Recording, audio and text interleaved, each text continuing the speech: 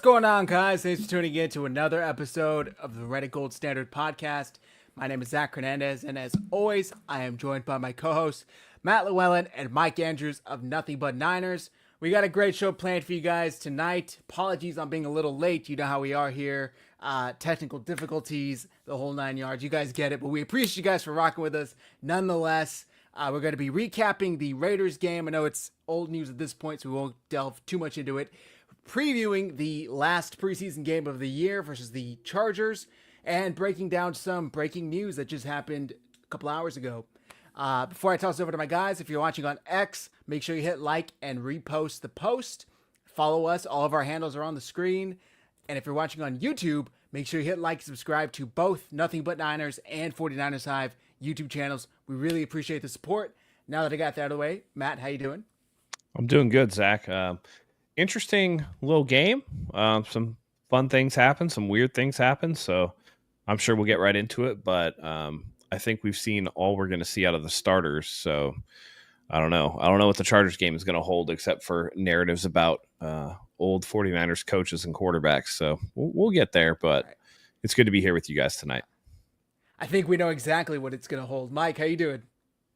I am doing great, and I want to thank everybody in the chat right now for hanging tight and sticking with us, guys. Listen, good things come to those who wait, and I promise you today's episode is going to have a lot of fireworks, so make sure you guys stay for the whole thing. If you happen to miss any of it, go back on the rewatch because it's going to be really, really good. I promise you guys that.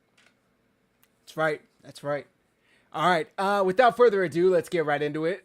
Like both Matt and Mike said, 49ers won a thriller, a nail biter, a preseason heart stopper. I don't know what other adjectives to put on this. A close one, 22-19 in Las Vegas, in a game where Jake Moody went 5 for 6 with his one miss being from 53, and the game winner being from 59. This was a bit shocking, I think, to all of us.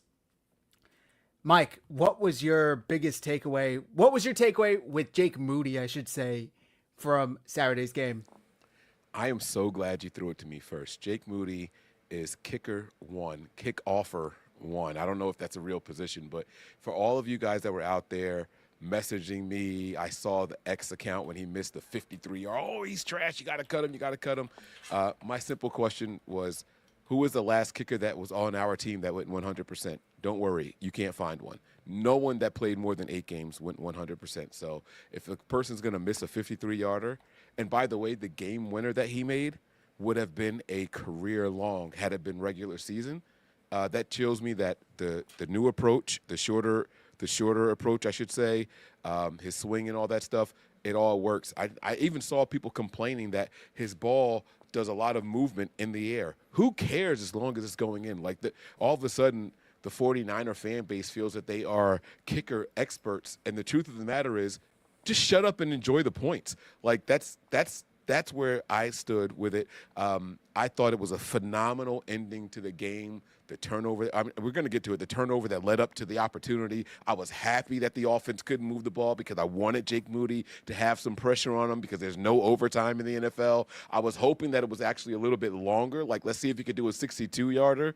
I haven't seen what the kick would have been good from because they don't do the next-gen stats in the preseason, but I wanted to see what that was because it looked like it would have been good from like 64.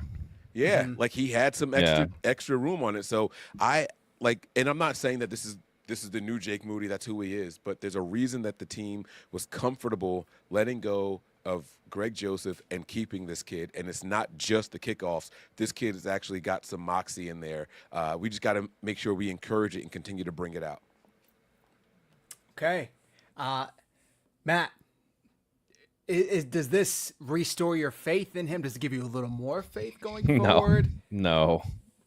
How do you feel? It's easy come, easy go. I got to see consistency. You know what I mean? Like, it's great, right? He had a good game. I'm happy for him. The one that he missed, 53. But let's not pretend like he didn't almost shank a 26-yarder. Like, real close. That would have been maybe been good for him 26 and a half. And that would have been about it. So I think there's still kinks to work out. You can't just change your delivery in one off season. And how often have we seen, people who try to change the way that they do things and only to have some of the same problems rear their ugly head. I like the fact that he was able to hit a game winner. That's good. It'll build confidence, but I want to see it in games that count before I just say, oh, he's the guy. Now, I think I'm with Mike. He's kicker 1 right now, and I think he's secured his job to at least start the season. But again, he started out real hot last year too, and then fell off a cliff. A lot of that people will say is from the ankle sprain that he had. I don't know, but I need to see more. I can't just say after one. It's too many things, right? I can't sit here and go like, oh, this wide receiver is not, don't everybody get up in arms over this wide receiver like we did with Jalen Hurd or Trent Sherfield or whatever else, and then say, well, let's do the same thing with Jake Moody when. Who was blocking for him? Who was rushing to block the kicks? Those things are going to change.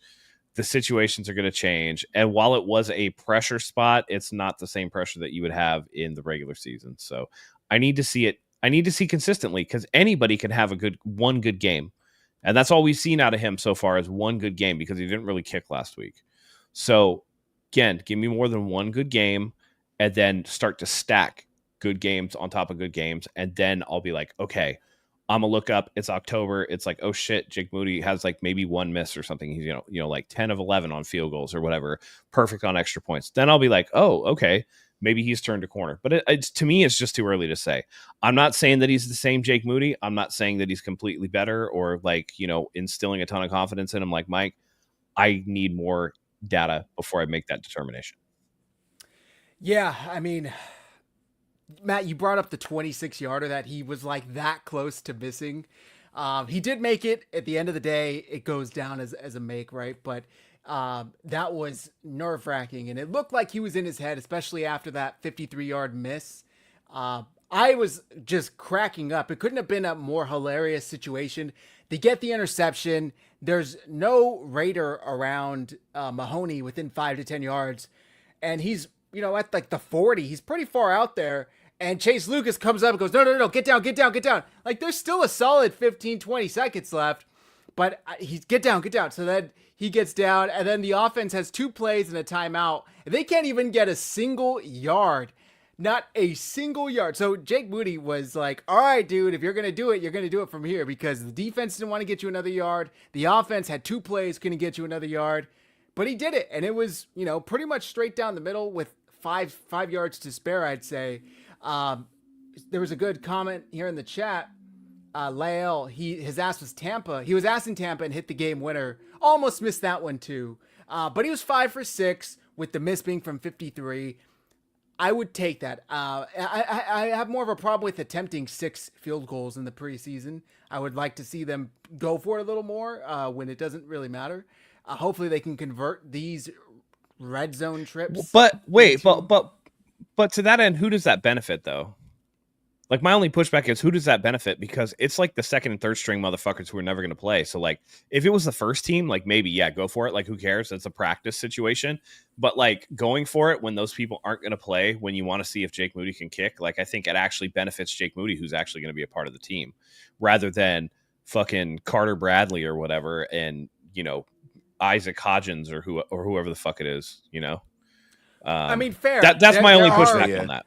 There are receivers that were pushing. I mean, we had a trade, maybe not anymore. Maybe these guys are all shit out of luck, or excuse me.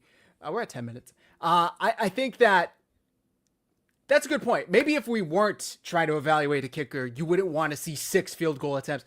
Because to be fair, my ass sat here a week ago and said, he didn't even kick a field goal. He kicked 1 extra point attempt, and now I'm sitting here. So it is a little hypocritical of me. I'll own that. But go ahead, Mike. Go ahead. Yeah. So, all right. It's damned if he does and damned if he doesn't, right? So we're like, oh, these games don't count. These games don't count. So that means that it doesn't matter what he does in preseason. However, if he went out there and was 1 of 6, we'd be saying get rid of him. But no one would be saying, well, we got to see what he does in real games. So it's not fair. Like, I didn't say that it didn't count. I didn't say that it didn't count. I said I need to see more than just 1 game's worth of kicks for me to be like, he's different. So I think that's a fair thing to go with. In my final preview to the game, like right before kickoff, I said that because it was a joint practice, I don't expect to see much from the Niners offense, maybe 1 or 2 touchdown drives, but I expect to see a lot more field goal attempts because Kyle got out of the joint practice what he needs to see from the team, right? And so I wanted to see more field goals. My stat prediction was 4 of 5 for Jake Moody. And had it not been for that very last attempt, that's exactly what he would have ended at. Instead, he ended at 5 of 6. But it's like he can't kick any regular season kicks in preseason. So I don't think that we should diminish anything that happened out there. Those were real game situations, right? Like it was as close to real as it could possibly get in preseason. I don't get why people are still like, oh, let's pump the brakes, let's pump the brakes. He's got to take advantage of whatever opportunity is presented to him. And to me, he did that. And I'm not mad at it. Now, I don't remember the exact game, but I do remember Robbie Gould's last season. He did kick a game winner, and one of them, he kicked it. It looked like it was just going to go far right, and the ball hooked all the way back to the left. I don't remember what game it was, but all of us were like, he missed it. Oh, wait, it's going in. And when they interviewed him at the very end of the game, he was like, yeah, I had to give you guys something to watch for. Like, I had to keep you guys entertained a little bit, right? It's like, we didn't hold that against him because he made it. Like, I'm just not going to hold he almost missed a 26. He made it. So who cares? Like, if the kick was from 40 yards, I don't think he would have kicked it the same way. So he did what he had to do in the short kicking distance. You know what I'm saying? Like, not all kicks are created equal. Like, sometimes you got to drive it a little bit further and all that. So I wasn't mad about any of the kicks that he attempted in that game. Listen, I'm not going to hold his feet to the fire too much about the 53-yarder that he missed, but the 26-yarder, that does matter, man. Like, that's like right there. It's close to an extra point. It's closer than an extra point. Yeah, absolutely. It's almost as close as the old extra point. And it's like, that one, you kind of got to be like, why are you aiming so far to the left there, brother? Like, I know you're on the right hash, but you don't got to aim that far left, Well, and by the way, wind is not a factor because you're indoors. So what are we doing, man? Dominic Pooney was a protector on the right side of the line. He got rolled up on the first attempt, and then he was out for the rest of the game. So maybe he was thinking the pressure's going to come from the right. I got to get this inside the left to make it work. Like, let's get around where the extra pressure is going to be coming. But doesn't that just prove the point that, like, we can't just call him a different Moody if that's his mindset?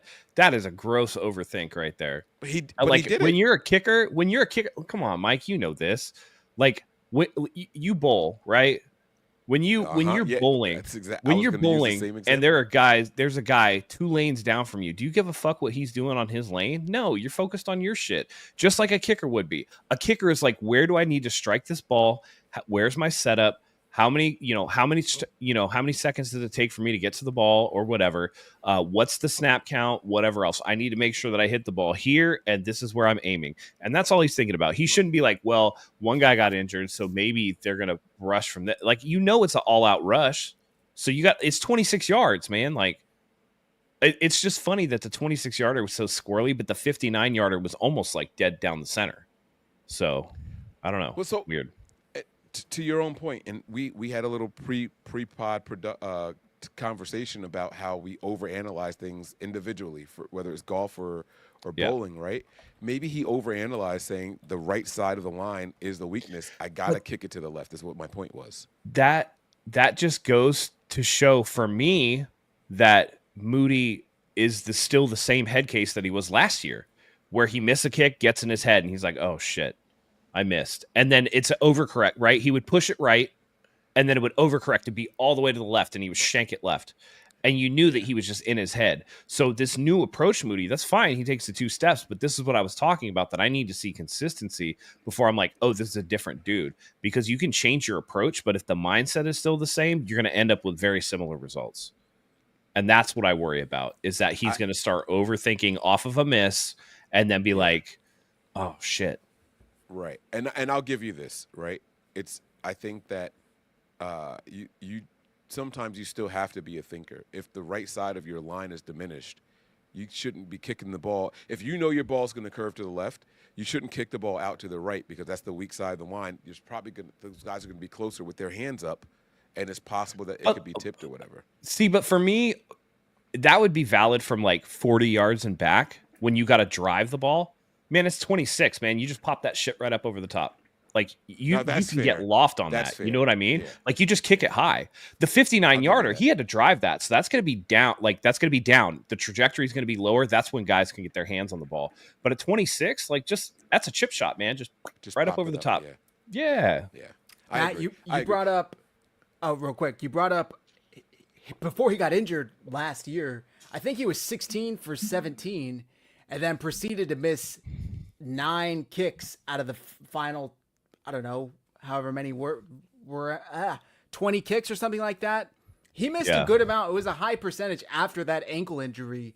People were chalking it up to that injury. People were chalking it up to Wisnowski changing how he held. Now you got Thomas Morstead in there. He changed his kicking approach. We'll see. I was encouraged to see him bounce back. I was encouraged, obviously, to see him make a 59-yarder. A lot of people forget he made a Super Bowl record 63-yard field goal, only for 10 minutes later, Harrison Butker to go make a 64-yard or whatever it was, and top the record. But he's clearly got talent, and I would hate for the 49ers to cut bait and then some special teams coach find whatever little fuck up was wrong in his brain, tweak it and fix it. And now he's like the next, who was the Justin Tucker minus all the diddler shit, now he's great. So I don't know. We don't have to spend too much time. We've spent 18 minutes on this. Mike, final thoughts? I'm done with the Jake Moody thing. I saw a comment in there from Chrissy. She said that she couldn't get the link to work. So Chrissy, what we did that was a little bit different was the link was posted like right at the time of kickoff. So if you were there early, it didn't show. But people were in there. We had, a very nice sized crowd in there. So stick with us. It is working. We just got to have a little bit more patience at the time of kickoff. That's all. We make the post available, but the link isn't always there right away. Sometimes you just got to refresh it right when the game starts. So, Mike, since you're on the big screen, what else stuck out to you in a positive way, the 49ers on Saturday? Offense or defense? Well, I'll start with the offensive side of the ball because I came in and gave this young man a lot of crap and said that he should be off the team. And that was, believe it or not, the quarterback, Bradley. I thought that he looked way more decisive. He was delivering the ball in stride to players. Like everything that I had held against him following the Broncos game, he came in and was like, all right, Mike, I heard you. This is what I got for you. And he did look better. Now, was he like a world beater and should he be like the backup and all that? No, I'm not going to say that at all. But, I did feel better about Bradley being on the roster following this game against the Raiders than I did against the game from the Broncos. Agreed. We were, up in arms, or at least I was, that they cut Mordecai over him. I'm like, what the hell? He looked really good. He looked in command of the offense. He drove the 49ers down to tie the game at the end. He was impressive. Matt, I'm going to steal the next one, which I think was pretty obvious. Ricky Pearsall looked elite. He looked like a true number one receiver. Him and Brock Purdy are on the same page. I would say about 99% of the same page because they were on the wrong page in that final throw where he missed him in the end zone. Looked like Brock thought he was going to go the other way. It is what it is. It's fine. He looked great. They converted a 3rd and 18. They got like 23 yards on that play. Really, really impressive. And it kind of just backs up the reports that we're hearing in practice that he looks good. He looks like a bona fide wide receiver 1 with all of the uncertainty going on for the 49ers at that position. Extremely pleased to see him have the first drive that he did before he was taken out. Matt, what stood out to you on offense? Yeah, I'm at the other half of that pairing, Brock Purdy. Like, it was clear to me that Brock Purdy's like, I know that it shouldn't be a question, but it typically seems to be with all the usual suspects that, is this guy going to make Brock Purdy like sweat? Is it going to be a competition for him? And it's not. Like, he was out there crispy as all hell, looking like Brock Purdy, and it was just like, all right. Like the 7 passes that he threw, the one drive, that was enough. Like, let's get him out of here. It doesn't even matter anymore. Like, just bye. See ya. We'll see you week 1. Ready to go. Looked like he was pretty on time. Again, that miscommunication. It's funny because the 2 incompletions were his last 2 throws. One was like, people say, I look at it two ways, right? 57 of the Raiders was kind of in the passing lane, so Brock Purdy like went a little bit further ahead, and it hit Demarcus Robinson in the hands, and it's like, maybe he should catch that. But also he put like mustard on that thing too, which like actually was good to see, right?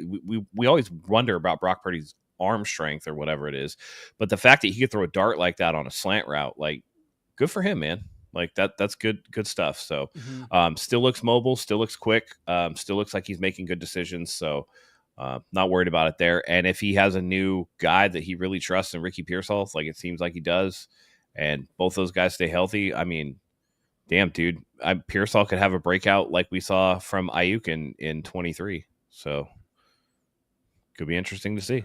Yeah. Which, by the way, that pass still hit Demarcus Robinson in both hands. I know people wanted to put that on Purdy. Still hit him in both hands. Still hit him in stride. Was it a little up and away? Maybe. To me, I feel like in shorts, that catch is made. But in pads, right, like trying to get your arms fully extended really quickly with the shoulder pad right there, you kind of inhibit it just enough that it's just like shit off the hands. So that was a touchdown. If he catches that, he's in for 6. But overall, not bad for the ideas. And then, the miscommunication, that is what it is. That happens all the time in the NFL. So not too worried about that. But 5 of 7, 66 yards, very quick work. They marched right down the field on the Raiders, where it's just like, are we worried about this offense? Like, dude, they got nobody. And that was the Raiders starting defense. Max Crosby was out there. You know what I'm saying? And it was just like, boom, right down the field.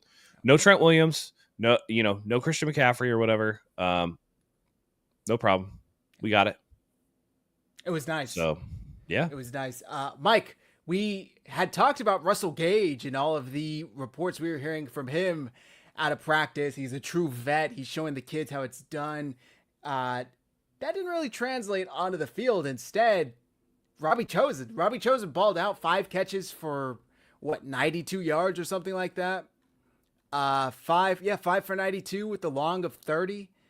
Were you surprised to see A, Chosen, and B, Gage? Like the one produced and the other one didn't really at all? Before you answer, Gage had 3 for 25. Mm-hmm. Yeah, so I want to start with some party horns from my guy, Robbie Chosen. Jersey, stand up. So got to play some horns for anybody from Jersey.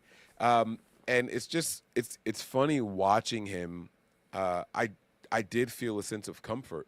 Like, if we have to go into the season and he's one of our top 4 wide receivers to start the season, I do feel comfortable with him in there. He seemed to be in the right place at the right time.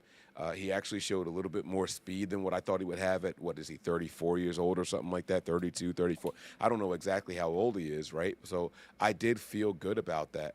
I like seeing it throughout the game, right? It wasn't just with Brock Purdy. Like, he worked and matriculated down the field with the backup quarterbacks as well. So that was something that was very, very good to see. And I'm still waiting to see the Russell Gage game.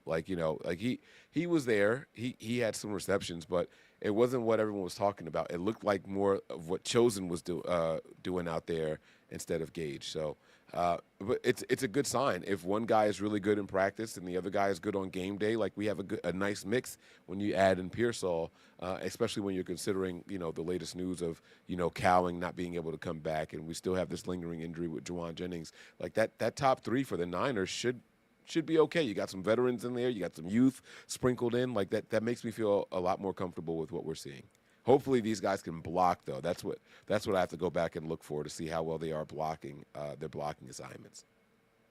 Yeah, I was thoroughly impressed with Robbie Chosen. He looked crisp. He looked like he knew the offense. I mean, he looked like he was playing within the offense. It was really nice to see. And I agree with you, Mike. If push comes to shove and he was one of the 4 or 5 receivers that makes the team, I would be okay with him being on the bottom end. I mean, we don't really see that much production aside from, for some reason, I'm forgetting his name, Ronnie Bell. Kyle Shanahan loved using him as his 5th receiver when he decided to take a shit on the team.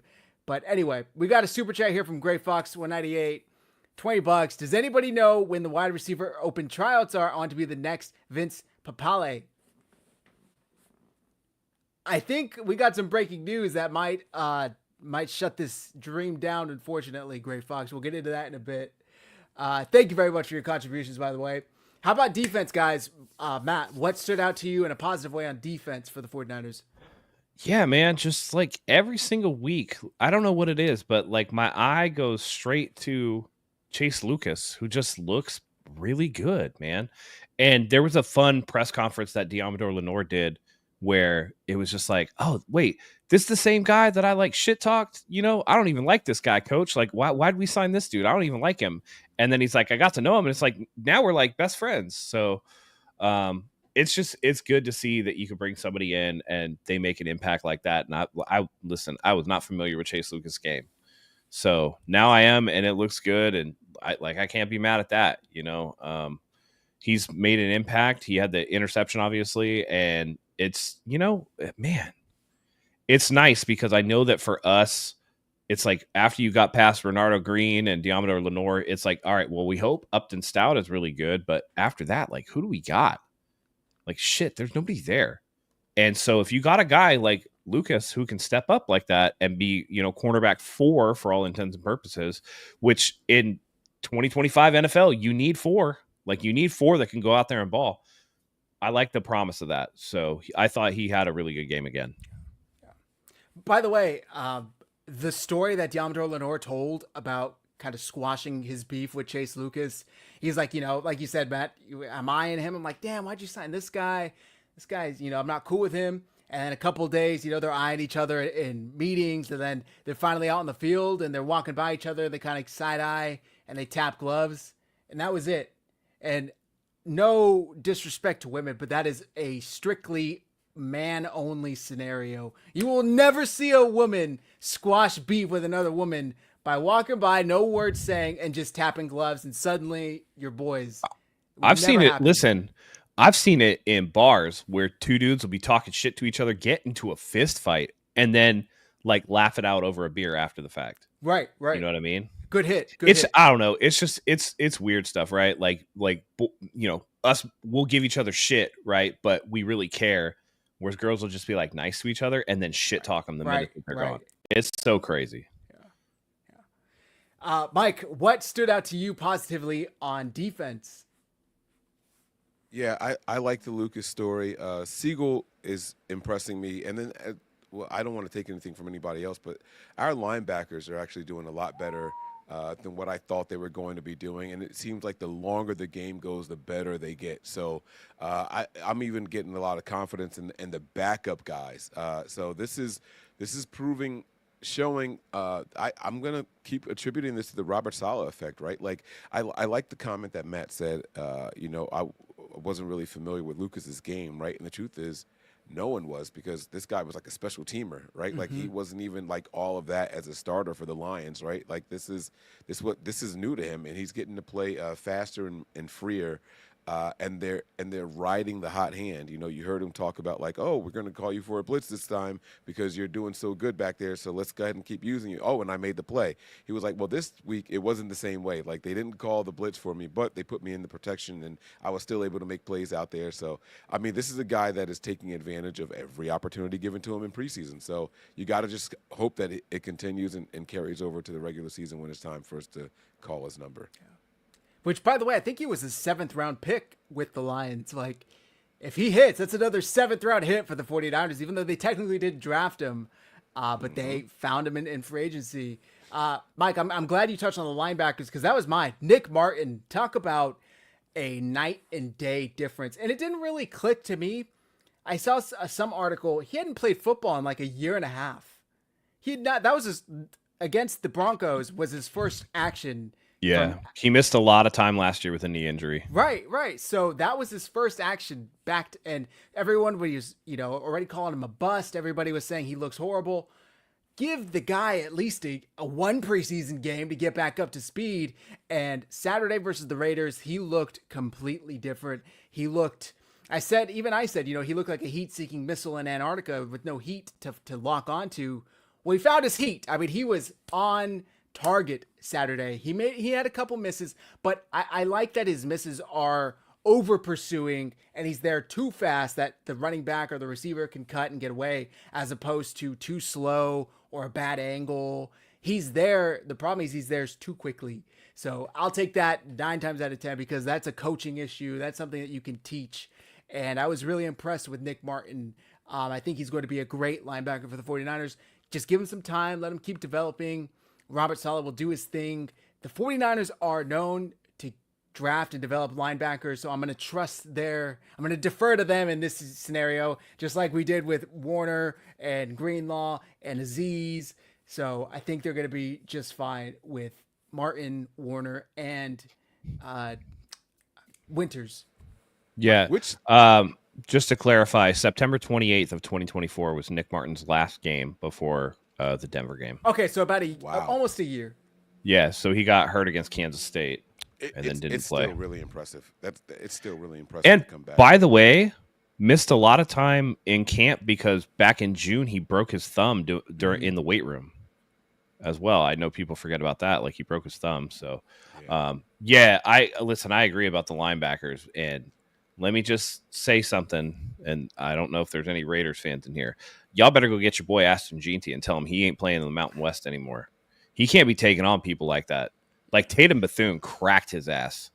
And when he got up, it was the one where he got up and like he was holding his arm down to the side. And I was like, damn, did they like break this kid already? Immediately went to the blue tent. Damn. Yep. Immediately went to the blue tent. Yeah, it was Tatum Bethune. And it's just like, hey, man, like you can't run to contact like that and expect to last. Like this is the NFL, man. He's not even that big a guy. He's like 5'9". Yeah, but he's built like a bowling ball. Was that the same play where the linebacker like came over? It almost looked like he decapitated that was another from one. behind. That was Winters that did that was one, Winters, right? Yeah. Yeah, like he was getting it from the linebacker. So we'll give him this though. He gave the business to our secondary guys though. Not the linebackers, but the corners and the safeties. I mean, he popped the shit out of Lenoir, bro. Like it looked like it was going to be a great hit from Lenoir until Lenoir was on his back and he kept going. And it was like, oh damn! Like that's just a physics thing. Lenoir's 80% on the ground already. Yeah. It's like that one low man wins. Right when we played the Chiefs last year, and Mahomes trucked Mustafa. I mean, you're coming downhill. You got all the momentum. Somebody's standing there already lower. Of course, you're gonna truck him. So it was a highlight play. Raiders fans went wild with it. The NFL went wild with it. Go for it. I don't care. It's all physics. Makes sense. Yeah, I listen. I get it, and like, yeah, he did lay the wood to Deommodore Lenoir, but again, he got cracked by the linebackers, and more often than not, they're not going to get a free shot. Running backs aren't getting free shots at cornerbacks. They have to go head up with linebackers, and if you're doing that, like our linebackers aren't even the most physically imposing. You try that shit against somebody like Roquan Smith, like you're in trouble, dude. Like you're gonna get popped over and over and over again. It's gonna like end this kid's career, yeah, for sure. You know what I'm saying? Like look at the linebackers in Kansas City. You know what I mean? Mm-hmm. Look at the linebackers, with Denver. Like, yeah, bro, he tries to go head up with like Nick Bonito like that. No, don't do that. So they need to come. And by the way, when he took that screen pass it was like a third down play, and he took like a pass, and it was a check down, and it was like, I don't know, all the wide receivers were running like what looked like verticals. He was wide open when he caught the ball. Nobody within like 10 to 12 yards of him and got tackled. Mm-hmm. He ran right to the contact. It's like, how did you not get a first down there? Right. Yeah, Siegel made the came up and made the tackle. Great. And it's just like, how do you not get a first down on that play? Like there's no excuse. There's nobody around you. It's like you're supposed to be like the hot shot draft pick guy. It's like you couldn't get there? Come on, man. Yeah. So I don't know. But anyway, I thought that the linebackers played well. And again, for the second straight week, I think that team speed was very evident out there. I thought the 49ers defense played with a lot of speed, which is good to see, because last year it seemed like they were slow to everything. And they're wrapping up this year. I've already seen a difference in the fundamentals of football, and they're tackling again, which is love it. I got to address this real quick, this comment in the chat from a Chargers fan. Reason Harbaugh didn't win the Super Bowl is because he was coaching the Niners. How sad. He'll redeem himself with the Bolts. maybe you guys can finish higher than third this year in your own division. Maybe. No, they can't. They can't. can't. Listen, dude. Listen, my wife, as a former San Diego Chargers fan, stopped being a fan of theirs when they left San Diego. Will tell you the Chargers are cursed. They're the Browns with better looking uniforms. They really are. It's like they had a chance to beat the Patriots, and Phillip Rivers has a torn ACL in that game. You know what I mean? Like, it's just the weird stuff like that. So I don't know, man. Like, again, Ray Rice's signature play, other than him abusing somebody, the 4th and 27 catch. You know what I mean? Right. You finally make the know. playoffs with Justin Herbert. Well, second Yep. time, and he throws his season's 4 worth picks of interceptions in one game. He only had like 4 or 5 picks on the year, Right, and then right. matched it in the playoff game. It's just like cursed. And it's odd because the Chargers they've always been that way, right? Like Yep. they've always had one of the best rosters from top to bottom, and just can't do anything with it. Like they remind me of every team that was coached by Fisher. What's his first name? Jim. Is it Jim Fisher? No. Jeff. Jeff Fisher. Yeah. of the Titans. Yeah, 8-8 teams. Bro, 8-8 all the that's some freaking time. 7-9 bullshit right there, Yeah, buddy. that's just what the Chargers are year in and year out, no matter how good they look, man. I mean, good wide receiving cores, constantly have good tight ends, good quarterbacks, like top 5 ranked quarterbacks every single year, and they just don't do shit with there it. was Good running a backs. year. There was a year they had the number 1 defense and the number 1 offense and missed the playoffs. Yeah. How do you do that? Oh, the Chargers? yeah. Yeah. Yeah. The It's number just 1 what they offense, do, number man. 1 defense didn't make the playoffs. Listen, they couldn't win a Super Bowl, and they had Phillip Rivers and Drew Brees on the same team at the same time. And Antonio Gates. And Antonio Gates And and LaDainian Tomlinson. prime And LaDainian Tomlinson. Yeah. Right? Yep. Like, And Sean come on, Merriman. man. I mean, Yep. it's just They were a who's who. insane. Okay. How about, did you guys want to do like one thing that left us wanting to see more? One thing Yes. that maybe we weren't as impressed Well, with? One negative? yes. Go ahead. man. Yes. Yeah, I'm out on Jair Brown. That dude sucks. Like, That was I get tough. it. I get it. And yeah, listen, I get that Brock Bowers is bigger than you because everybody talking about the Moss catch or whatever. But that motherfucker like fell down trying to jump. Like, it wasn't Brock Bowers. Like, he couldn't even get off the ground. If you go back and watch that shit in slow motion, it's like his leg was just like, no, I'm good. You know what I mean? Like, if you go up and contest that properly, I get it. But he wasn't even in position to make that play, which is, again, you let Bowers get behind you. He's slow. He's not athletic. He's not fundamentally sound. He is a relic of the post-Saleh, post-D'Amico Ryans 49ers defenses. I saw a play from Brown where he didn't make the play, but when they snapped the ball, the linebacker was confused immediately because you could see the rushers coming in and crossing, right? And he's dropping back, and he yells at the linebacker and points while he's going to his responsibility. Like, I'm not covering that tight end. I'm going deep. Like, he pointed out, and the tight end the target was to the tight end, and the linebacker ended up breaking up the play. But you could see it that the linebacker was completely lost if it weren't for Jair Brown's pointing and communicating. I'm not saying he's going to make the team or be a starter because of the communication, but that, unfortunately, was his shining play in that entire preseason game. And if that's all you got to offer, bro, He's got a bright future as a DB coach then. Yeah, like it was pretty bad. And you guys know how I feel about my Jersey guys. But but you've been real about Brown since day one. That you're just like, I just don't know if I see it with him. And we were very optimistic about it. So that's even the when point we for drafted you. him, I was a little like, he seems to be a thumper. You when he's definitely only were playing downhill. So, but I mean, I don't like judging people off of just 2 seasons in the NFL because we've seen guys turn it around, and we're gonna get to well, you know what? No, I do want to say this really quick while we're on the defense before we move on with Chase Lucas in particular. I made a comparison earlier today, and I like my comparison, so I'm going to say it here now. I think Chase Lucas is the Deion defense's Sanders version. Oh God.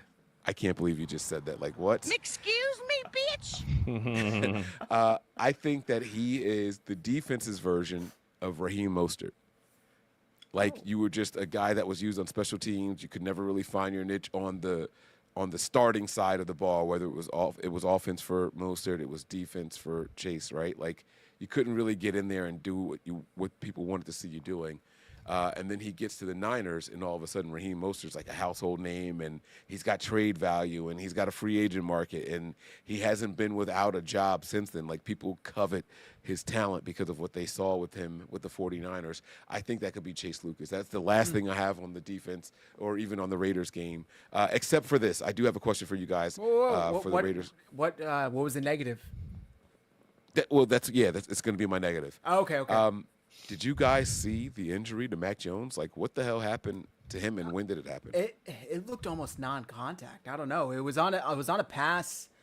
I'm trying to remember if it was even completed, but it was like a contested pass out to his left, and it was a third down. I think it was incomplete. Walked off. Like, I didn't know he was injured until afterwards. Then I was like, oh, it's not a big deal. But then the Niners signed Nate Sudfeld today, and I'm like, oh, shit. Like, maybe it is a bigger deal than what I thought it was. I think they signed him because he's not going to play.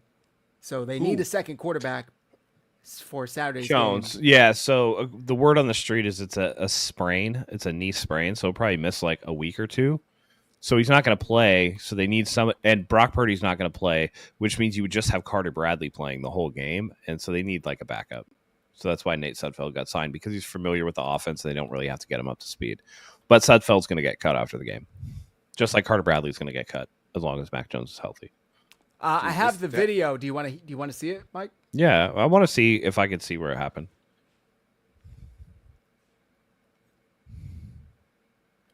Okay. All right. So he drops. Yeah, there was contact after the pass was thrown. Was there? Oh, I didn't even see him holding his knee. I remember him kind of he like runs off limping just fine. If you watch when he throws, the blitzer right up the middle jumps. Oh, yeah. And Mac Jones turns, and there was probably contact there. Maybe even 99. I don't think 99 would have got a piece of him because they would have flagged that. Well, no, and then he held his left knee, which is towards the other guy, not 99. 99 was behind him, so it would have been a right knee. That's so well, but if you watch Mac Jones at the last second, he turns his body to the left, presenting that left knee to 99. Look, see, you could see 1 and 0 clearly on his back because he's turning away from the contact from the jumping blitzer. 99 gets pushed outside, which it looks like. Right. If he gets pushed into him by the lineman, then does it become like almost like a high-low type of thing where like, you know what I mean? Where he gets crunched between the two guys. I'd have to see like the all 22 of it just to see what happened. But clearly it happened right away, but it's not anything season ending. So he'll probably be back. Okay. Yeah, that was my negative. And obviously we have a ton of injuries, right? Like it's pretty bad. The injuries are the reason. It's a laundry list, man.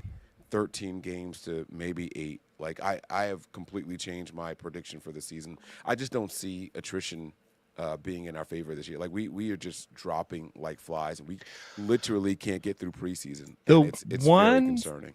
The one thing that I will say is that, knock on wood, and I don't want to jinx anything, obviously, but it's not like a Rashawn Slater injury or something of that ilk, where it's or like for the Dolphins, who are, bringing in Asante Samuel Jr. because it's just like they had like 3 DBs start like that would have played for them with season-ending injuries. So far, nothing has really been season-ending. It's been like the typical like high ankle sprain shit. You know what I mean?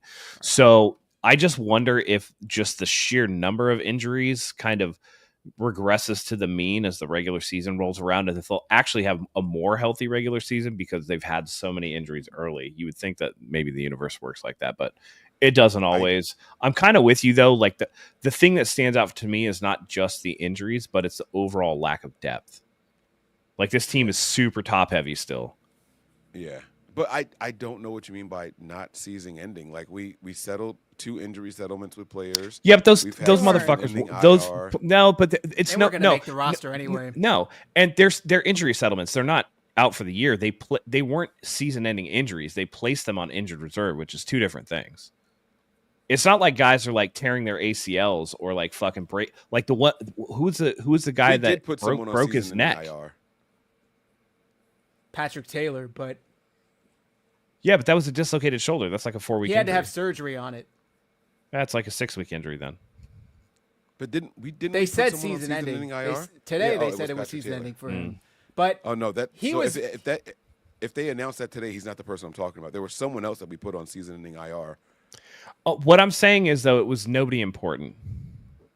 Yeah. If you can't even remember who it is, I mean. Right. Again, right? Does it even count? Right. Well, because there's been such a brash of injuries that I can't keep up with it. That's the only reason I can't remember who it is. Again, by and large, it's all little shit. Right. You know what I mean? It's all minor, like the fucking high ankle sprain. It's always, it's the high ankle sprain. It's the calf strain. It's the fucking hamstring pull. It's all the like. What was Cowings today? A soft tissue lower body injury. Which like, what the fuck does that even mean? That's so nondescript. Like, what did he do? Like, pull his groin? Like, you don't want to say like he fucking hit his dick on something? I don't know. I mean, But if we're looking back in late October and the Niners are above 500, nobody's going to be like, but damn, all those high ankle sprains or damn, all those soft tissue. It's not going to matter. You're not even going to remember them. You remember the serious ones, and that's or you just go like, oh, like particularly the running backs, right? It's just like, oh shit, they have no running backs. Well, Garendo's already back at practice. James will be back by like week 1. So then all of a sudden, okay, you're fine there. Okay, what about the wide receivers? I know. Okay, well, you're gonna get Brandon Ayuk back in week 5. You're gonna get Robinson back. Robinson's weird. I think they're gonna appeal the suspension. It'll probably be less than 2 games. He'll probably start serving it at like week 3.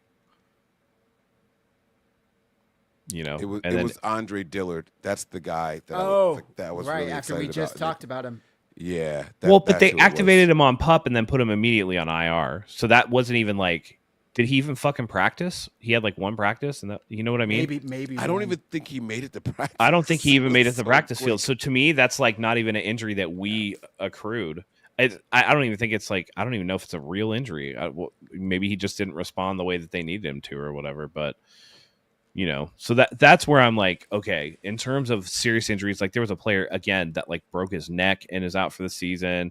That Rashawn Slater tore his patellar tendon and he's out for the season. And that's like a 50-50 if you even make it back at all, just after signing a deal. The Dolphins had like 3 or 4 season ending injuries.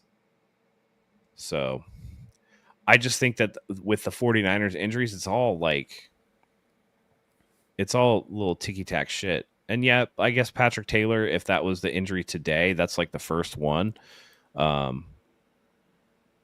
But I think that's like future-proofing. I don't know. Or if he had a labrum tear or something, you might have to do that. But yeah, like who else is on here? Again, Diamondor Lenore is going to play week 1. Can we just like point out though how many? Oh, of course, this is a stupid ad. Yeah, how many sorry, of these are questionable for week 1 at Seattle? 1. Yeah. They're all, even Dominic Pooney, who got injured Saturday, is questionable for week 1 at Seattle. Mm-hmm. Like he's, it's great that none of these are really serious or long term. An injury that would hold you out of a preseason game is not necessarily an injury that would hold you out of a regular season game. And we all know that too. So again, and by the way, this is questionable. What do we got? 17 days before the season starts. Right. So yeah, it's just a long list, and every day we're signing someone else.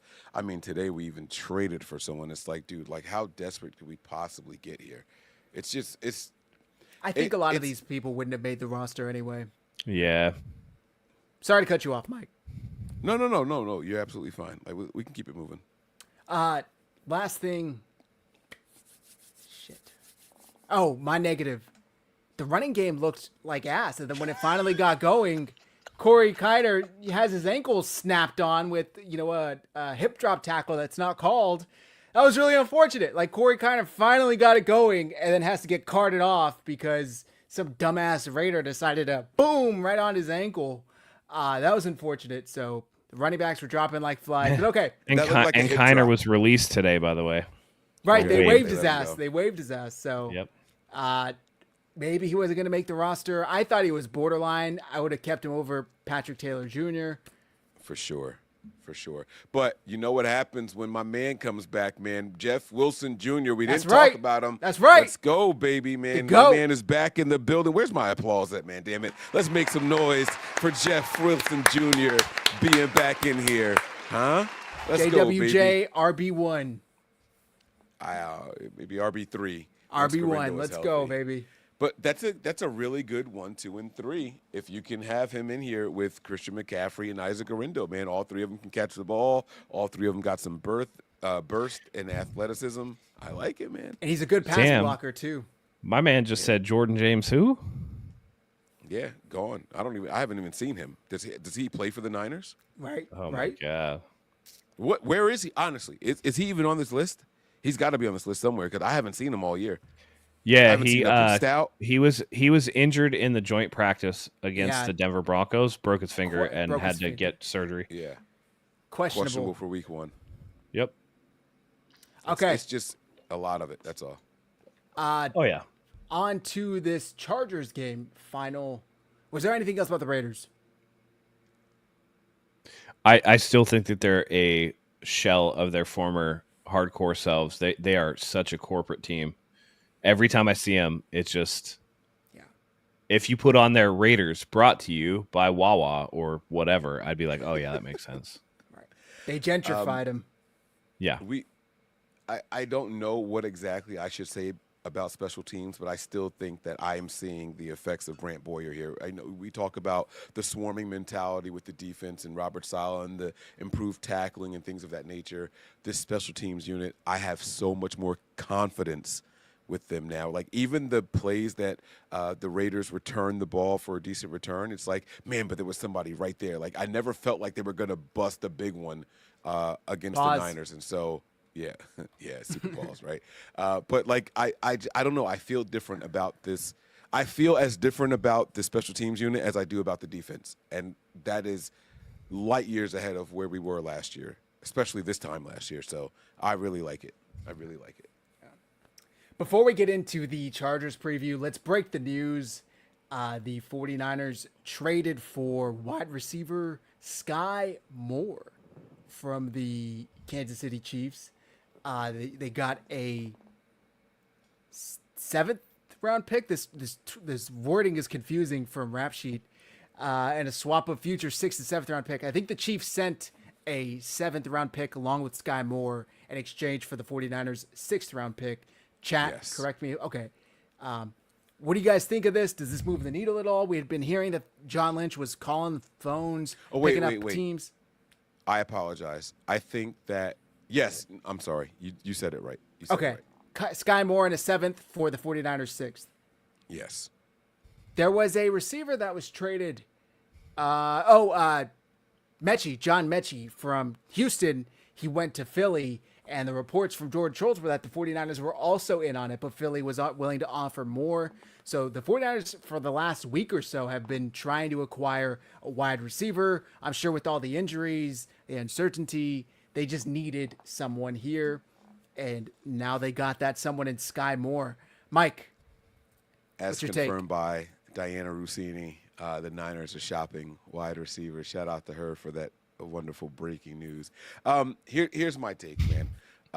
I like the potential of Sky Moore as a prospect coming out a couple of years ago. And if I had to compare him to a player that people may be familiar with in the NFL, not a Niner. I do have a Niners comp for him, and it's going to be like just Jacob Cowing. But we haven't seen Jacob Cowing do much of anything, right? My ceiling comp for him, it's a really big ceiling, but it's Mike Wallace from when he was with the Steelers. Oh, shit. Size, speed, what they do well. I see a lot of that in him. Questionable hands at times. I hate this picture that they're showing here. I don't think that he caught this pass, right? But like questionable hands at times. But man, when he's on, this guy is all the way on. And so I think that's a very fair pro comp for him. I haven't seen or heard that anywhere, but we're talking a difference of a couple of inches, a couple of pounds, and a couple of hundredths or of a second as far as like 40 time and everything. I think that's a really, really good comp for him, Mike Wallace, with the Steelers. And again, it's all about system because I don't even know if Mike Wallace played outside of the Steelers, like in the NFL. I don't know where his career ended. Yeah, he went to Miami. He had a few good years in Miami. Oh, okay. All right, there you go. So cool. There you go. Matt, does this move the needle at all for you? Man, it tells me that Bergen's spot on the roster might be a little more precarious as well because he got injured as well, didn't he? I think Bergen got injured. I'm not sure though.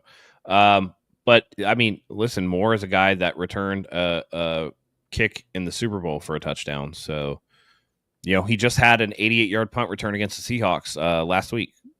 It's a guy that brings juice and could potentially be used as a returner, which the 49ers obviously need. So in that aspect, it does. As a wide receiver, it really doesn't. He projects to me, again, more as a return guy. And you're essentially, I mean, a sixth for a seventh, a pick swap. You're basically getting him for free. It's the last year of his rookie deal. I think he counts $1.5 million against the cap. He's cheap. So hey, whatever you need to do. They need bodies for sure. Yeah. So hopefully by week 1, they won't need him as much. Maybe Jordan Watkins will be back and others. So more than bodies, the potential, right? Like I think this is a phenomenal replacement for a guy like Jacob Cowan. I right? don't think he has any potential, to be honest. It's his 4th year in the league, and he has like 400 yards receiving for his entire career. Like year 4 in, right? I don't know, man. That's a tough ask. Yeah, but Andy Reid's this is going to sound like I'm caping for him, right? Like there's only been one successful wide receiver in the Andy Reid system, right? Wide receiver, not pass catcher. There's only been one. Like since he's been there with Patrick Mahomes, it's only been Tyreek Hill. Like everybody else is like, have you guys ever played Madden and like use the Chiefs or use Andy Reid as a coach? Because I did a franchise mode and I took on Andy Reid with the Niners and used his playbook. All of the play calls are like 7 yards deep, and then they're all comebacks. Like this guy's not going to thrive in a system like that. But he could absolutely thrive here. I mean, with slants and outs and things like that because I would say that Rashee Rice is probably a guy that's going to be successful. Like he was really good his rookie year, and then Patrick Mahomes took a fucking header into his knee last year. So, but he's the only guy that they use downfield, and that's kind of what my point is, right? Like they're looking for the Tyreek Hill replacement, which is the downfield presence. They didn't use this kid this way. They only use one receiver at a time in that way, and Rice got those calls. It was Tyreek Hill, and then it was Rice. Like, who else can you think of off the top? And I'm open to being wrong because I don't watch the Chiefs as closely as others do. But, like, can you think of any other downfield threat for the Chiefs, not named Rice or Hill? But, I mean, is this offense really a downfield offense? Like, you need him to run a full route tree. Yes. No. In comparison to the rest of the league, Brock Purdy's average depth of target is significantly deeper than Patrick Mahomes'. But it's always over the middle on like in-cutting routes. It's almost always between the numbers. That's not what this kid does well. He's a fly route and go guy. Like Sky Moore, that's who he is. So you think he's more of a Danny Gray type of receiver? He's a boundary receiver, yeah. And like to me, here's the thing. To me, at some point you got to stop being like, oh, Indianapolis just did this, right? They were like, we've seen 2.5 years of Anthony Richardson. That's enough. He doesn't have it. At some point, you got to look at a dude and be like, he doesn't have it. Like, it's just not there. He was a 2nd-round pick, and to have in 4 seasons, you're averaging 100 receiving yards per year. Like, you're not it, bro. Now, again, they can use him in special teams where he has shown himself to have an aptitude for returning the ball because he does have blazing speed. He's very fast. So you find your niche, right? Nobody was ever going to confuse Devin Hester as being like this great wide receiver. but he was an amazing kick returner. That's just how it goes sometimes. And you got to find your spot. You got to find now. Go ahead, Mike. I'm calling it right now. This kid's going to take a crosser to the house for 80-plus yards with Bradley making the delivery, and people are going to be like, oh, we got to keep him. We got to keep him. 49er fans are going to lose their minds because we haven't seen that happen in how long? By the way, as an update to our points, that's the only one we have left. Is a fringe roster for the points. It is a fringe roster player will make a splash and become a media darling unwarranted. So I'm just waiting for that. Well, I think he makes the roster. I think Sky Moore makes it. And I think he is their top kick returner. Immediately top kick returner. Better than Bergen. Better than Debo's fat ass was last year. I think that this is a guy that can come in and I still can't believe they had him last. Returning kicks.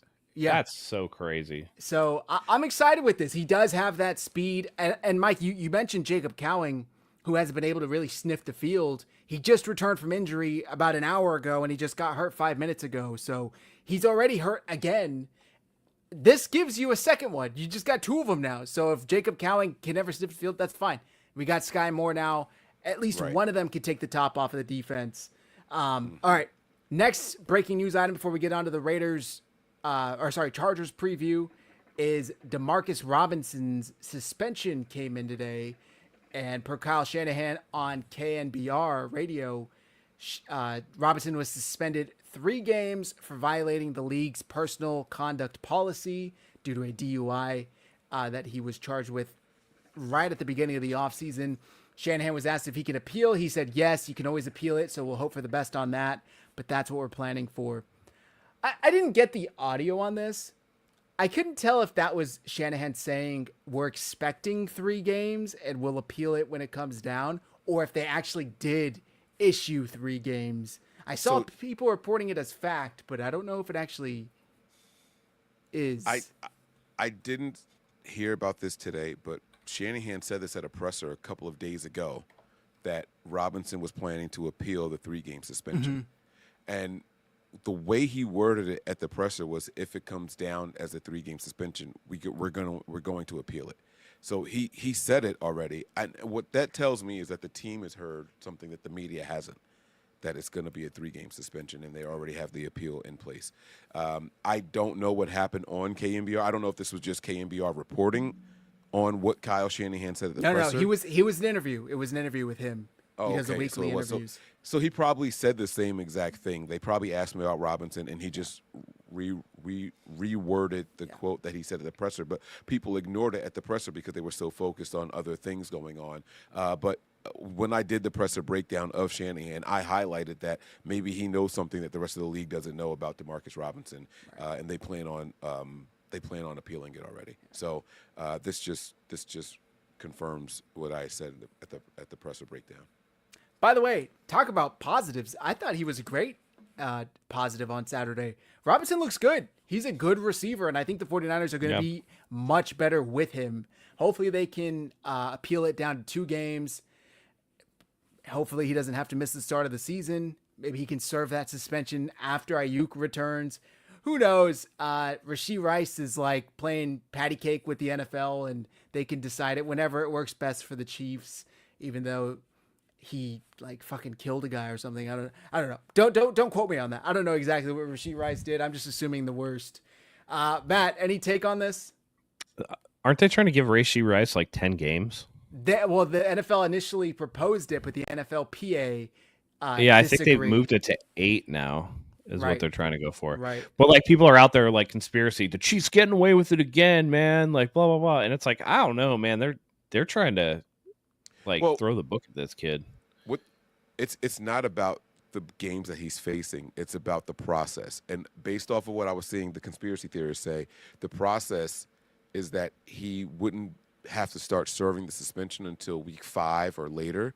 And if you look at according to the conspiracy theorists, if you look at the Chiefs' toughest stretch of games, it's those first 4 of their whole schedule. And so it's like, oh, the Chiefs dodged another bullet. Like the favoritism is going crazy. And so that's what they're upset about. It's like Demarcus Robinson is about to be suspended for something he did last year on another team, which, by the way, he had more than 3 games left to play. Why not suspend him then when he did it, right? Like, so the Niner fans in particular feel like we're getting the shaft, like we're paying for another team's crimes on our roster in a new season, and then this guy did it with the Chiefs last year or in the offseason, and they're going to get to use him, their best receiver, through their toughest stretch of games. And so that's why people are all up in arms. There was another receiver, I'm trying to remember who had a similar situation to Rashee Rice, like literally the same time, and his suspension just came down. Was that the Raiders kid? No. Jordan Addison. Jordan Addison was suspended the first 3 games Yes. related to DUI. So it was like literally the same time frame. And I get, the NFL trying to slap him with 10 games. The NFL, I've never heard of the NFLPA fighting a suspension and saying, no, that's too much. We got to reduce this, to the point where it's now like in litigation and they're going to argue the case over it. So just some shit that would only happen with the Chiefs. They got Addison. I know it's like DUI related, but I don't know if it's necessarily, was it alcohol? Because he just says DUI. But he was suspended for a violation of the substance abuse policy.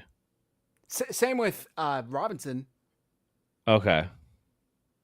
So it's not necessarily about. Well, Robinson was personal conduct policy. Yeah. So there's some uneven. Yeah. And I guess Addison plead down to a lesser charge too, and the NFL still gave him 3 games. So he was found disabled vehicle blocking a lane, found asleep in the driver's seat. He was asleep. Rolls-Royce. Which listen, kids, if you're a multi-million-dollar player and you want to go out and drink and stuff like that, hire a driver. Yeah. He plead down to wet reckless, which is a plea bargain in which the person is charged with DUI, accepts a lesser disagree with that, misdemeanor Mike? charge. The wet indicates that drugs or alcohol were involved. No, it's not that I disagree with it, so I don't want it to sound like that. But I've been out before and had drinks, and I felt fine. Like I paced myself. I stop at least an hour before I get outside, right? But there's something about when you walk outside, when you finally stand up from a bar, from a seated table, and you hit fresh air, I don't know, there has to be some sort of chemical reaction with the introduction of fresh air. I don't know what it is, but I've felt fine leaving, and I've literally pulled over into a gas station and slept it off. I actually did it, I think, on air one time, in an overreaction show. Not proud of it, not my proudest moment. And then I found out later that if a cop had have came up, even though I was behind the wheel with the car turned off, I could have still gotten hit with a DUI. I did not know that. But they say that this kid pulled over, right? He didn't. He was blocking a lane. He was in. Yeah, he wasn't pulled over. But here's the thing, though. And Mike, no shade to you because we love you and everything like that. You know what I mean? But you're not an NFL player. True. So when the stakes are higher and your livelihood is on the line, and not to mention endless supply of income. I mean, listen, league minimum is $840,000. There's no reason that you shouldn't be able to hire a driver if you're going to go out at all. So that's my thing. It's just why even take the risk? You know what I mean? It doesn't matter if I have one or whatever, or fucking, Uber's available. I know that gets sketchy because if somebody recognizes you, it's a weird, awkward ride. But yeah, again, this is why private drivers exist. I think you gotta do something like that. All right. We got through the breaking news. Corey Kiner waived. The 49ers traded for Sky Moore. Demarcus Robinson's suspension apparently came in at 3 games. The 49ers will appeal. Let's get into this final preseason game versus the Los Angeles Chargers. Matt, what is one thing you are keeping an eye on? You mentioned earlier the starters aren't going to play due to injury risk. What's something maybe someone you're keeping a close eye on Saturday? I want to see. Listen, is D Winters going to be able to make it through the game without Nick Martin seriously closing the gap. So, again, I think he has a substantial head start, and I don't want to wish bad things on anybody, but there's been a freaky, again, training camp, preseason games, whatever, with injuries and things like that. And D Winters has unfortunately been snake bit a couple of times. Is this finally the season that he gets to start the season on the roster, active, playing in meaningful games? I'd love to see that for him because I think he has a lot of potential, just like I think Martin has a lot of potential. But I do think that the tenor of the linebacker room changes if Nick Martin is forced to be like linebacker 2 right off the bat. I think he would do well in more of spot snaps to spell a guy, if D Winters comes out for a certain play or gets gassed up. Because we know Fred's never coming off the field if he has a choice. He's just not going to do it. So who's going to be able to be that complement to Fred? And I think if you're relying on, again, how many rookies, right? Looks like Siegel's going to start, right? Michael Williams is going to be back at probably for week 1. You're looking at CJ West. Is he going to start? Are you really Upton Stout looks like he's going to start? Are you really looking at starting 5? That's half the defense going to be rookies. That's a big ask. So it's important for a veteran like D Winters to really solidify his hold on that second linebacker position and get through this game unscathed. Good one. Good take. Mike, same question for you. What are you going to be, who or what are you going to be keeping a close eye on Saturday? Yeah, Matt Hennessy or Drake Nugent. Somebody please take this job from Jake Brendel. Please, I am begging somebody to, I don't want to see Jake Brendel out there if we don't have to.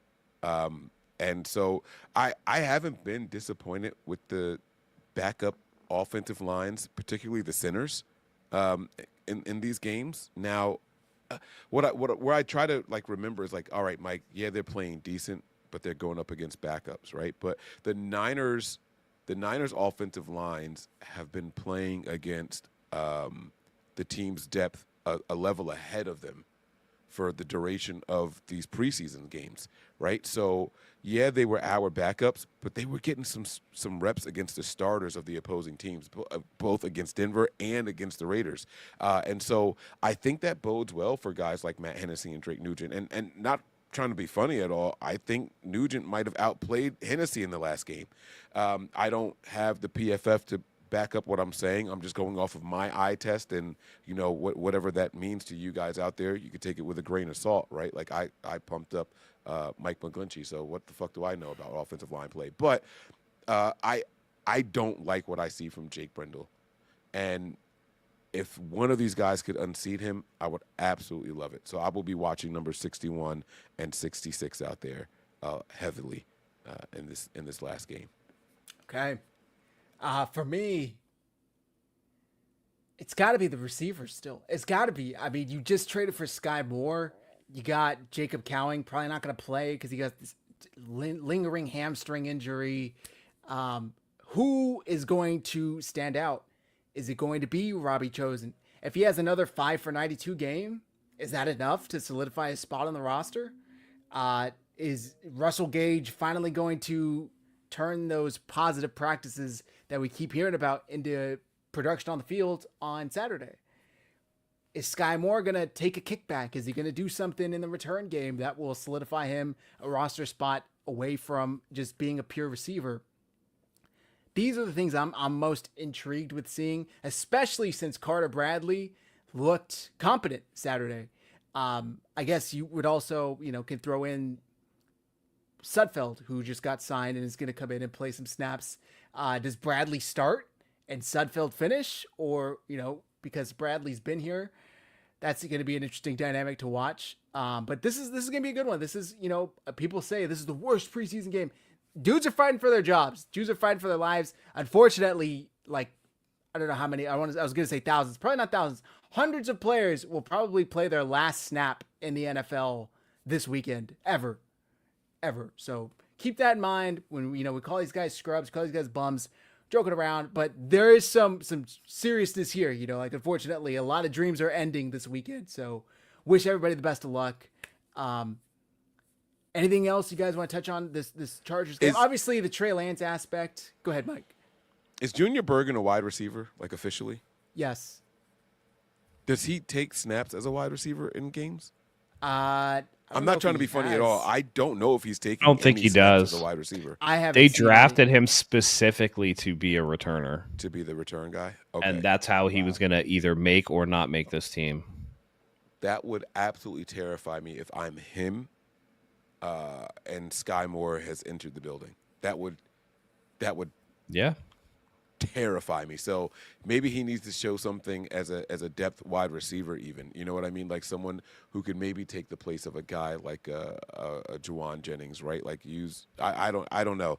But I also am anxious to see whether or not Isaac Garendo is back in this game. I don't know what his injury is. I don't know how long it's supposed to be lasting.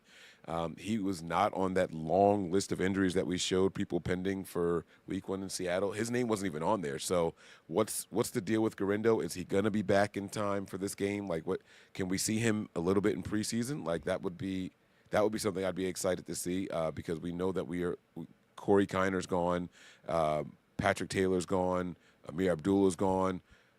Who's left at the running back position, right? I mean, I'm looking at the depth chart here. Keyshawn Vaughn and That's it. whoever, And Jeff Wilson Jr. That's who we had to finish the game with. Yeah.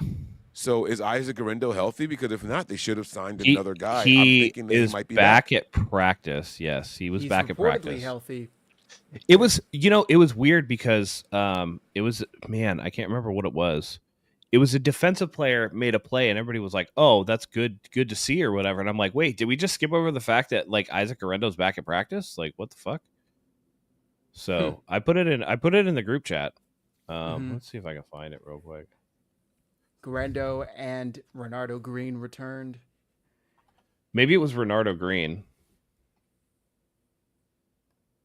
Oh, Well- it was so. There was a beat reporter that put out saw Marcus Siegel running stride to stride with Isaac Garendo, who was hauling ass down the sideline today. And folks, I'm ready to liquidate all my assets to buy more stock of the 49ers rookie safety. And I'm just like, wait, Garendo's back? I didn't even know that. So yeah, he's back. Yeah. All right, so that's solid. There you go. That's And good Bergen did take practice snaps at the wide receiver spot. Any interest in the Trey Lance, Jim Harbaugh aspect of this game returning to? All I know Nice. is that the beat reporter that asked the question, whoever that reporter was that asked Kyle the question, and Kyle had to be like, "Yeah, I'm not really trying to evaluate Trey." Like that person is a fucking idiot. That's a Right. stupid question. Like, Asked what are you him, doing, man? Did you learn anything from this situation, and would Yeah. you do anything differently or something like that? He's like, I learned everything from every situation. I take everything from every situation. I wish the best for Trey. He's a great kid. We'll always root for him. It was a stupid fucking question. It was a Yeah, stupid. He even Stupid said question. he even said I love Trey Lance. Like he even Right. said that. Like, but I have a little secret for you guys out there that are watching this game. Jim Harbaugh and Trey Lance aren't coming back to the Niners. Get the fuck over it. Like they went from bring Cap back to now it's like, oh, look at Trey Lance, he's doing like guys, they're not coming back. Yeah. They're not. Like By the we way, have to let it go. I love this narrative that all of a sudden Jim Harbaugh can develop quarterbacks. Since fucking when? Who has he developed? Andrew Luck, largely a finished product in college by the time Jim Harbaugh even got him, right? Colin Kaepernick, outstanding until people got film on him, and he regressed every single season after that Every first season. he regressed. Every season. No And one talks about it. highly regarded out of Michigan until JJ McCarthy, and people even right now are just like, man, they didn't even really ask him to do anything there, right? Justin Herbert. People could argue that like he was not utilized nearly as much or as effectively as he had been before Jim Harbaugh got there. So where is this offensive development? He's still running that Greg Roman bullshit from 2011, 2012. Well, Greg Roman's back with him. That's why. Right? Yeah. No, that's He what I'm brought saying. Greg Roman over there. Yeah. He So- like what? There's been no innovation, no change, no difference. What are we even talking about, man? yeah, Like, it's what the are we talking nostalgia, about? people. Like, oh, yeah. Meanwhile, Kyle Shanahan has gone to the Super Bowl with Mr. Irrelevant, and Jimmy fucking Garoppolo, who all of us 49ers fans are chomping at the bit and hoping the Rams make the mistake of starting him.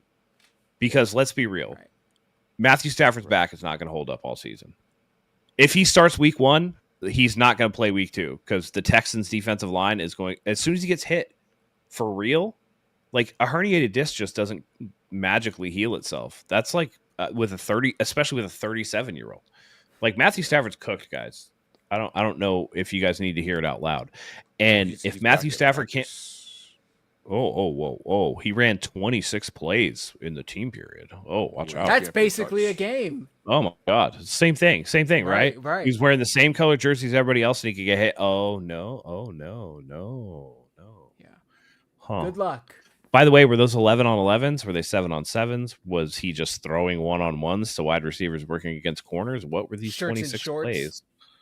You know what I mean? So we're chomping at the bit. And Kyle Shanahan, on the back of 19 playoff passes, took the Niners to the Super Bowl with Jimmy Garoppolo. Yeah, I mean, the truth of the matter is this. This is to Matt's point, right? Like, if you go career for career while they were here, Kyle Shanahan has done more for the 49ers than Jim Harbaugh has. Brock Purdy has done more for the 49ers than Trey Lance, Jimmy Garoppolo, and Colin Kaepernick combined. I'm sorry, but it's true.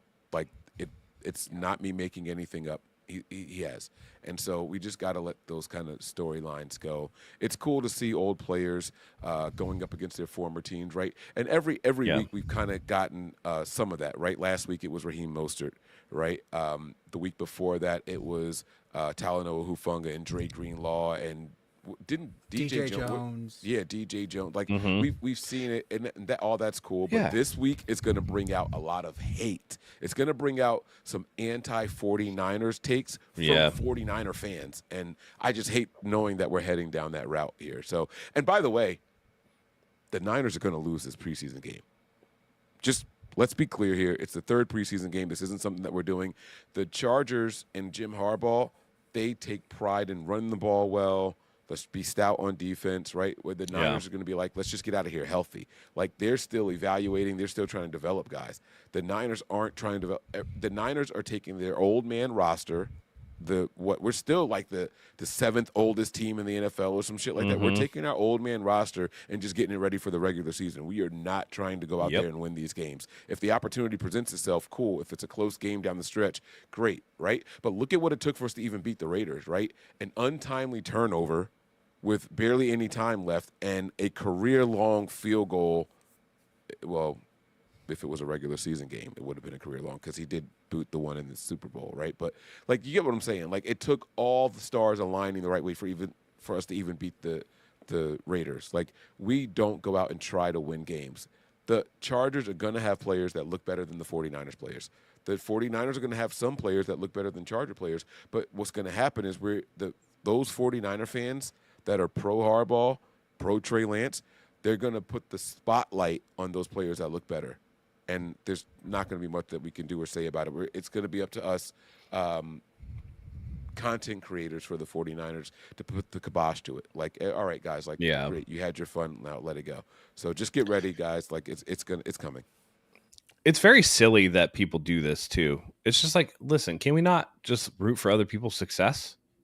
Can we not just want Trey Lance to have himself a successful spot in the NFL where he can, hopefully learn and thrive and whatever? People lost their mind over the 2 deep passes. Like, look, he's so developed now. And it's just like, well, I mean, I guess, but now you're making me have to point out that other than the 2 passes, he was 5 of 13 for 53 yards or whatever it was. You know what I mean? Like, they were all 5-yard passes. Yeah. They were all except for those 2. And it's just like, man, look. You can be a 49ers fan and you could be sad that it didn't work out with Trey Lance. You could be sad that, Jed York kind of screwed the pooch with Harbaugh. Although I think that, again, Harbaugh and his style and his method works better in college because I think grown athletes get a little sick of it after a couple of years. The rah-rah, like, who's got it better than us shit only works for so long. But, like, you could be sad that he's gone. And you can also root for them to have success at their next stop. This is not a game that counts. So I don't know what all the hand-wringing is about. I don't know, man. It's just, those draft picks aren't coming back to the 49ers. Those, the potential and the feeling that we had, and that's not coming back. That's all gone. But you luck into other things. So I can't wait to see the Niner fans going crazy when they see Harbaugh on the sideline beating the pads of Trey Lance. Like, oh, look, guys, look, don't you miss that? Like, bitch, no. Like, no, Harbaugh has a relationship with Trey Lance that Kyle Shanahan never did. Never had. Yeah, like, Right. oh God, I can just hear it already. Listen, I can promise you that those people have the drafts already saved. They have the drafts already saved. They're going to wait for Trey Lance to scramble outside the pocket. That's how you run Trey Lance, not up the middle and between the tackles. Like, they have all of these drafts saved already. Like, you can just go ahead and call it right now. And so, guys, just keep level heads about yourselves when you guys are watching the game, and hopefully you guys get to enjoy. Oh, by the way, man, I am super late. Happy birthday to my dad. Today is my dad's birthday. Oh. We were out bowling, and I will be celebrating it again on Saturday when we are doing the Patreon show at my dad's house. So I got my sister coming into town from Virginia. My brother's coming from South Jersey. We're going to be out there having a pool party, and I'm going to be covering the game because both things start at 4 p.m. Eastern. So that's where I'm going to be in the basement. I'll probably have a couple of cigars and some drinks. So you guys will get belligerent, drunk-ass Mike, and don't let us win. Don't let us win. I lost my voice in this last preseason game in the final 20 seconds. I was calm the whole game until my man, Jake Moody, booted the game winner, and I lost my shit.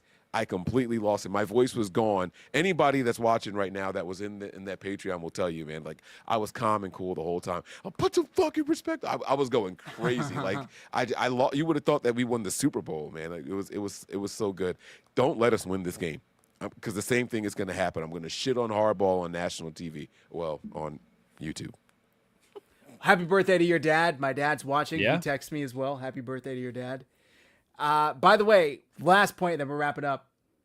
Harbaugh didn't rebuild the 49ers like Kyle Shanahan did. Harbaugh inherited a roster that had like 10 top, 10 talents, first round picks that just really needed the right coaching. He had a quarterback. He had a running back. He had a receiver. He had an offensive line. Well, he built the offense, and I'll give him that. He had a defense. Like, all of the pieces were there. He just kind of tweaked a couple of things and brought some stability. Kyle Shanahan got here with Brian Hoyer, CJ Beathard. He turned this into something. So it's not really comparable, in my opinion, to try and compare both of their stints here as head coach. Goes to show you how bad Mike Nolan and Mike Singletary were as coaches, that they couldn't get that roster over. Bingo. Yep. I mean, he added Alden Smith and Paris Harrelson or some shit like that, and all of a sudden the Niners had like a top 10 pass rushing unit, right? Like Justin Smith was doing his thing, like, yeah. So but I will say this though. Oh damn, I just lost my thought. Oh. While you think about it, didn't Harbaugh draft Upati and Davis? Two first rounders and two offensive linemen in the first round. Yeah, I think he drafted Upati and Davis. Mark and Staley, Alex Boone, if I'm not mistaken. Right. Signed Jonathan Goodwin. That's true. It's not going to come back to me. It's all right. It's fine. All right, let's wrap up. It's already late here. I know it's late on your end, Mike. The folks already know. Please let them know where to find you for this last preseason game and premium content moving forward. Yeah, guys, please head on over to patreon.com. We have multiple shows coming exclusively to you guys. Potty Davis were drafted in 2010. Harbaugh came in 11. Whoops. Oh, shit. Oh, yeah. I just said Alden Smith. That was the first round pick that year. Oh. It was Alden Smith. I did. right. I said that, too. Yeah. But he brought in Alex Boone though, for sure. Alex Boone was one of my favorite offensive linemen, man. I like that nasty. The Rhino. I miss that. Yeah, I really, really miss that guy, man. But yeah, guys, we have exclusive content going to you guys over there, patreon.com/NB9ERS. Please make sure you guys head on over there. A lot of people were complaining about the new prices for Sunday ticket.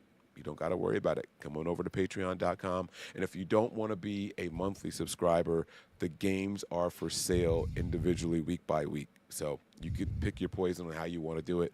But I'm looking forward to seeing everybody over on the Patreon page, man. We have a lot of fun over there. So please make sure you get on over there. And for those of you who are watching right now, I see a lot of the little links showing in the comments that lets me know who is watching from the Nothing But Niners YouTube page. Head on over to the 49ers Hive, guys, as well. You see the name right underneath Matt down there at the bottom right corner of your screen, 49ers Hive. Head on over there and follow those guys here on YouTube as well. Thank you. Appreciate you, Mike. Yeah. Matt, without further ado, do us the honor. Yeah. Just a little PSA, Mike, for your Patreon people, and you can tell them this too. If you use ID.me and you're like a veteran, a first responder, law enforcement, medical worker, whatever, you can get Sunday ticket for the entire season for 50% off. So it's a decent price. So anyway, thanks everybody for joining us. We're almost through the preseason and getting to the games that count. But again, everything matters when you're talking about so many injuries. We're excited to see where this goes. We're excited to see how the preseason wraps up, kind of pontificate on who's going to make the 53. I think that'll be our, we'll recap the Chargers and then move on to what our 53 predictions are. So we're hoping you'll join us. For Zach, for Mike, for myself, thank you as always. We couldn't do this without you. And until next time, go Niners.